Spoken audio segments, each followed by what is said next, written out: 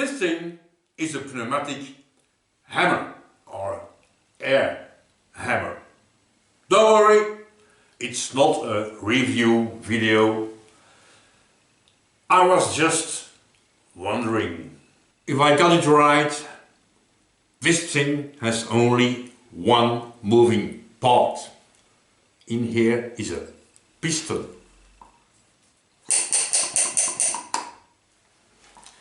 And this piston makes a linear movement, of course. No valves, no nothing. Is it possible to use this linear movement to make a rotation movement? I never took this thing apart, so I don't know how it works. But after a very little bit of googling, I found out that the system could be more or less like this.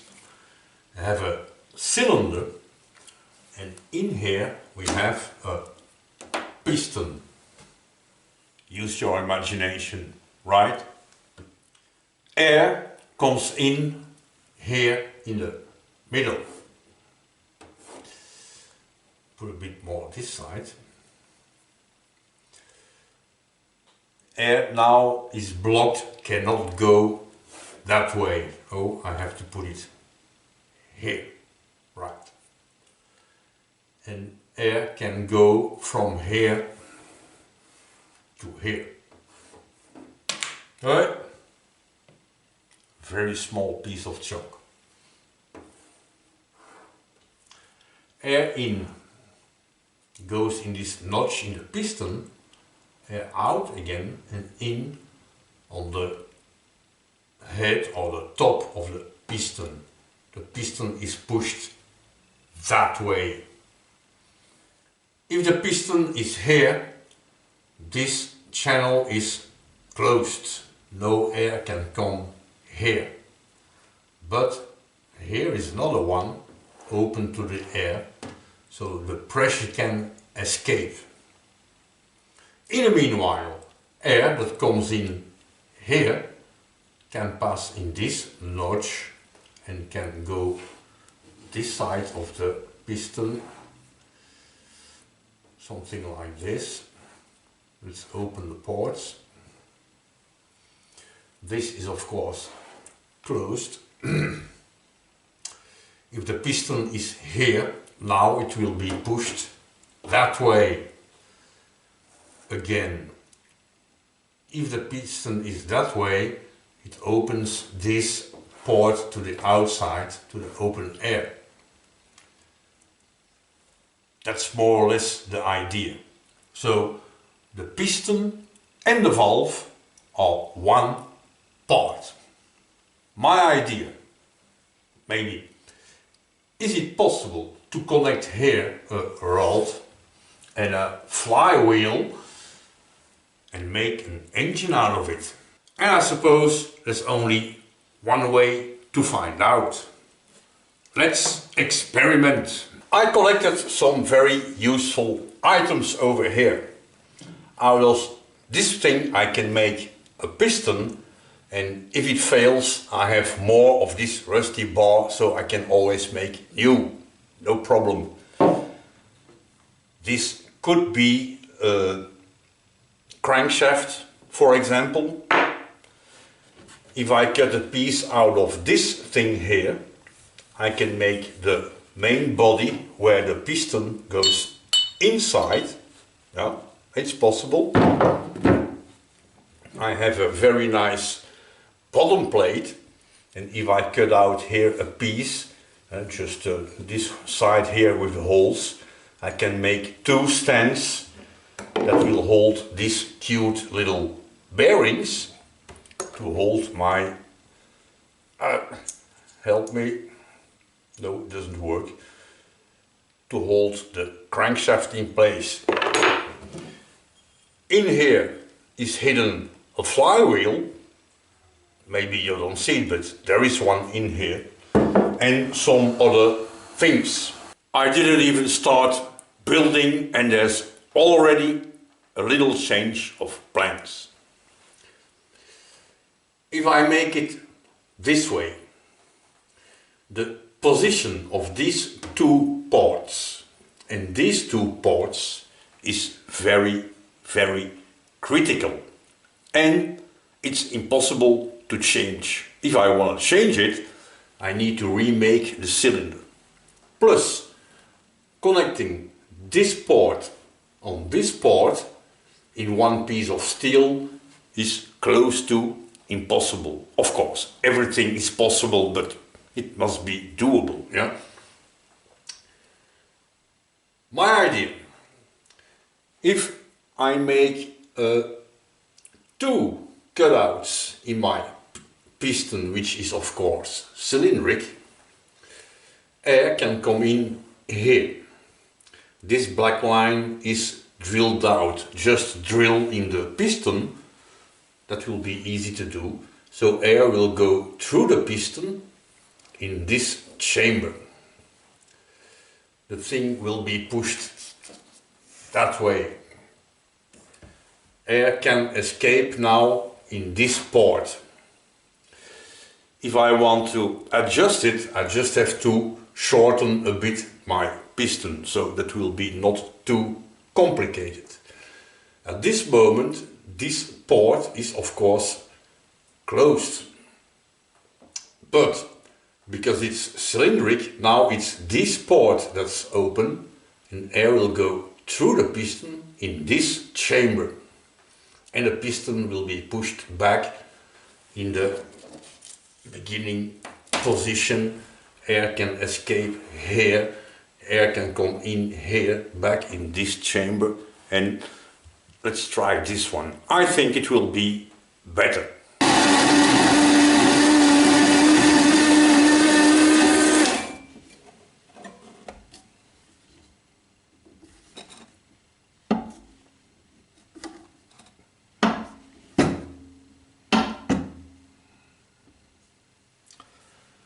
I decided to start with what I think is the most critical part of this little project, and it is of course the cylinder, because I have to drill mounting holes. I have to clean up this thing, of course, make the cylinder, drill the air vent holes, and this will be the base for the rest of the build. So let's start by give this thing a nice little cleanup here in the shaper.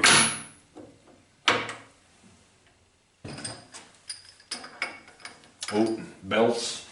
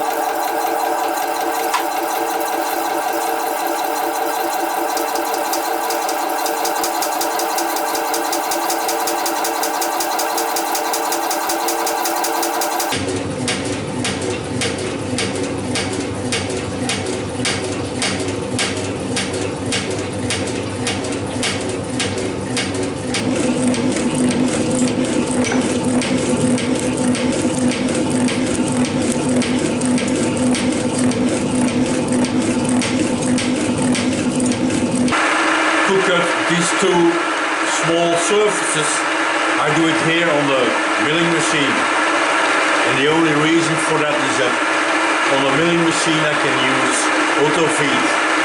On the shaper there's too much height, so I have to put it horizontal, feed by hand. That's not fun.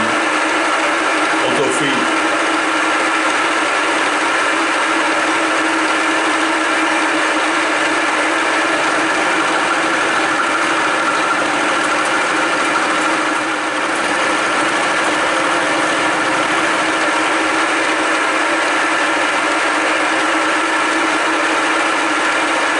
I took the freedom to continue a little bit without you looking over my shoulder, but you didn't miss much.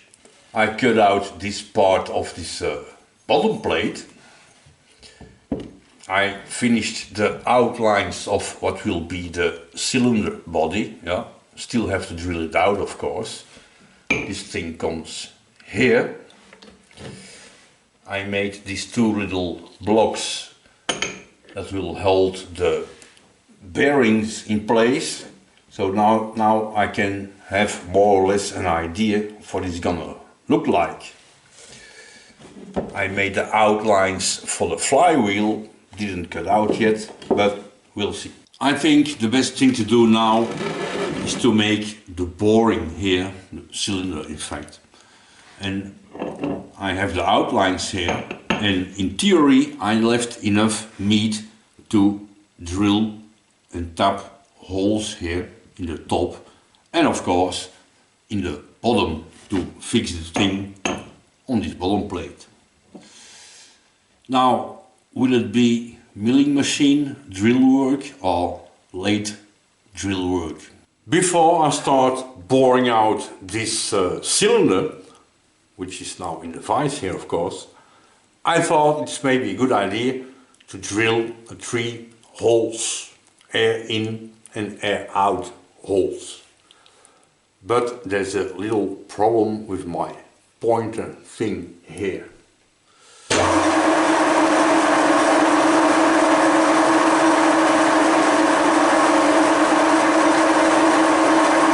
The shank is running through, and this movement thing here is wiggling. Normally it should not. If I bring it down,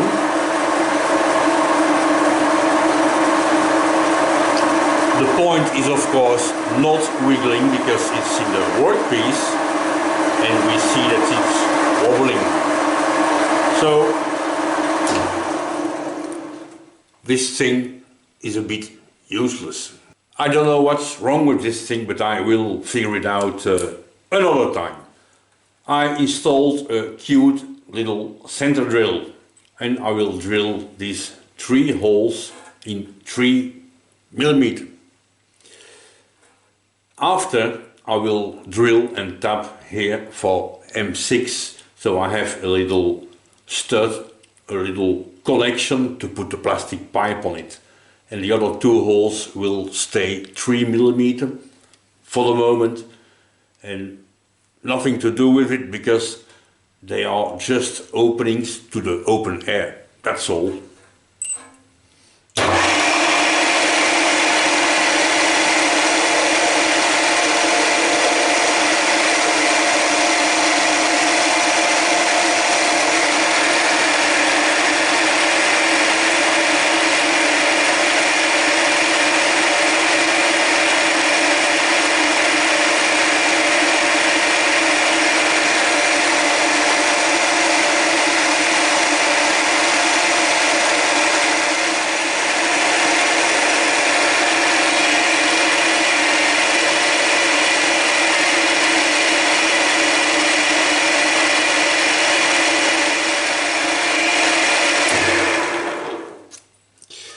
Right, over to the lathe and let's bore the thing out.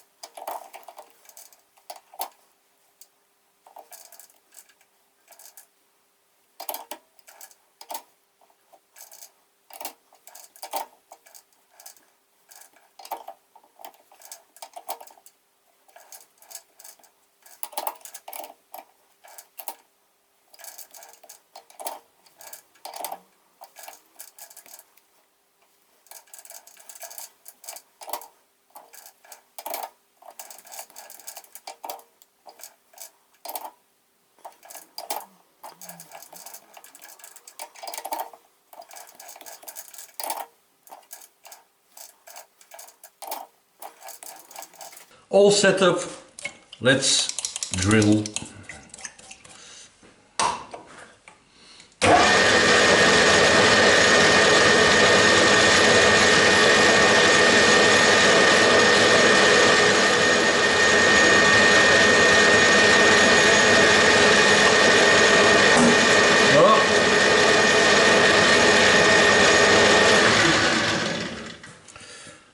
I fixed it some time ago, but now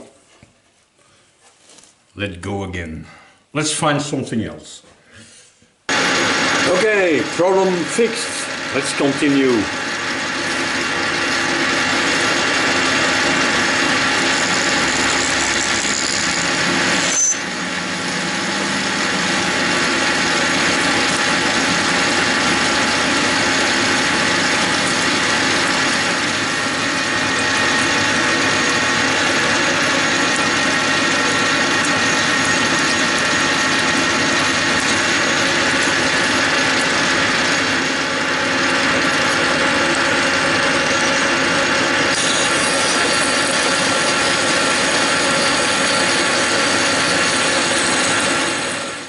Because there's a lot of tools stick out, and this is a very small homemade little boring bar, I will take very light cuts and hope that it works. So let's find out.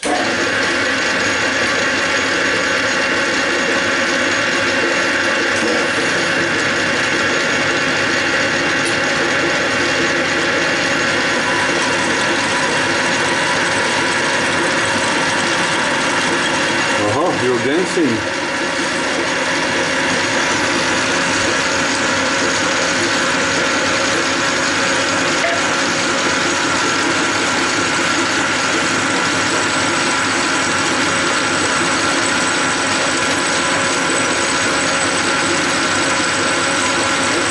This boring is now more or less finished, and before I do the polishing work inside here, I think it's a good idea to do first the thread cutting. I have to cut a small thread in here to be able to install the ground nut, of course. So let's do.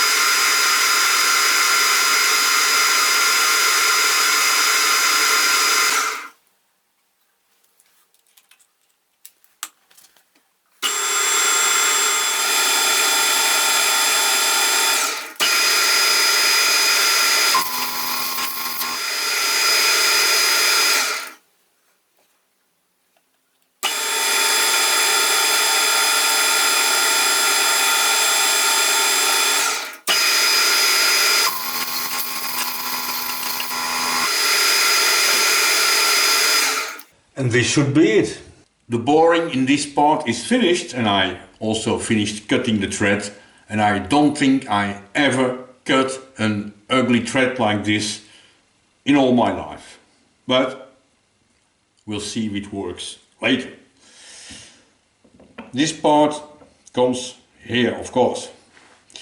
These two we will see later. I have two cute little bolts here, the right length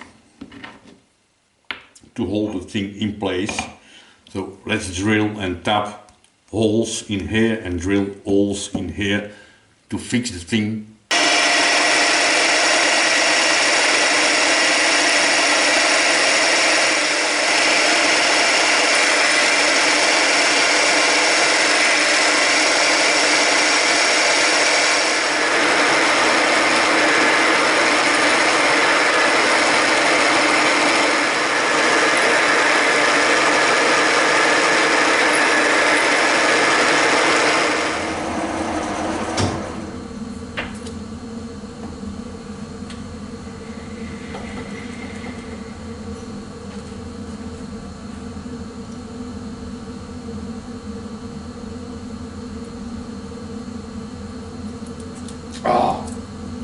broke.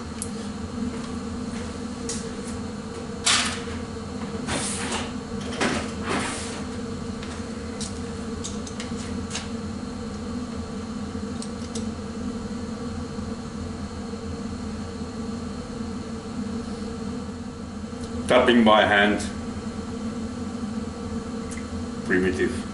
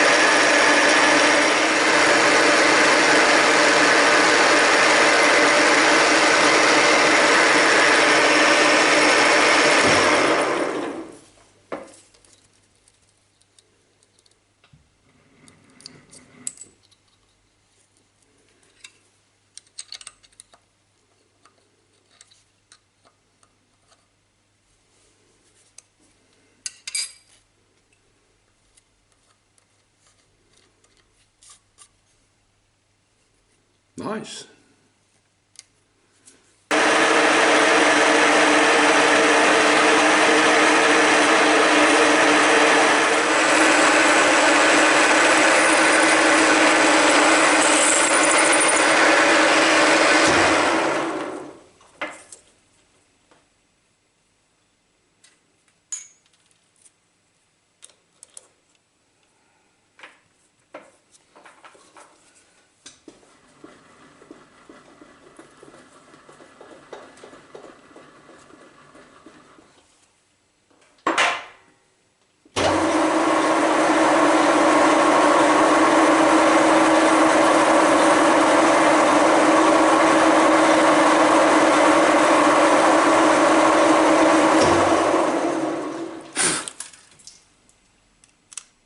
Alright. These two parts are now assembled and the fit is almost perfect. That's one of the main reasons why I wanted a milling machine to drill precise holes. Because to make two parts fit like this, perfectly aligned on a drill press is possible, but it's quite a challenge. On a milling machine it's much easier. Of course, this little thing here, I'm gonna cut it off. This is where the air will come in, connection for the pipe. And this will be the end of part 1. And in part 2, next week's video, I will make the piston and the two stands and all the other things, and see you next week.